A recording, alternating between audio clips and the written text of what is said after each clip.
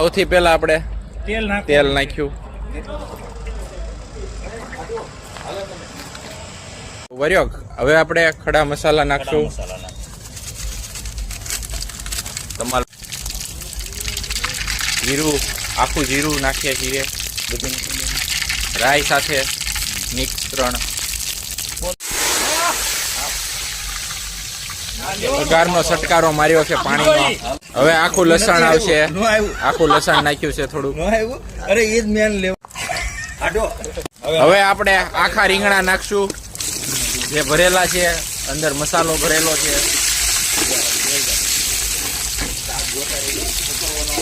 હવે આપણે 10 મિનિટ શાકને આ રીતે રેસ્ટ આપશું, ચડવા દેશું. શાકની અંદર સ્વાદ અનુસાર નમક નાખીએ છીએ. ખૂબ સરસ રીતે આપણે બનાવી રહ્યા છે આપણા એવા મિત્ર પ્રકાશભાઈ સત્તાણી.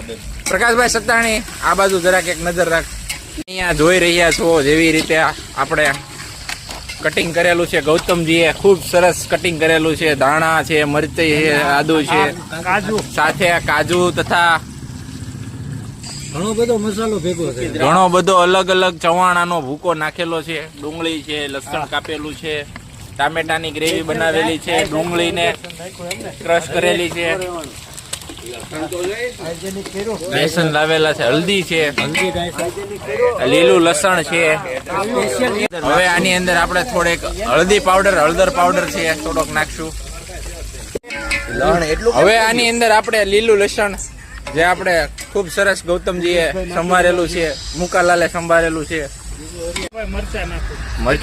મરચા ખૂબ સરસ સમારેલા છે આપણે ગૌતમભાઈ, તથા અલગ અલગ વસ્તુ બીજી સમારેલી છે. મુકાલાલ કાકા, જયદીપ, કાંદાનું ગ્રેવી કરેલું છે જે સંભાળેલું છે મશીનમાં.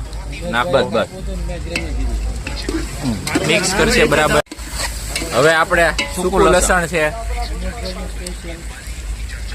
ખૂબ સરસ સમારેલું છે. હવે આપણે આ સરસ શાકની અંદર ટમેટાની ગ્રેવી નાખશું. હવે આપણી જે સ્પેશિયલ આઈટમ છે જે મોનોપોલી વાળી ગ્રેવી છે, આ ગ્રેવી એની અંદર જઈ રહી છે, જેનું તમને અમે કહેવામાં નહીં આવે કે આમાં શું નાખે.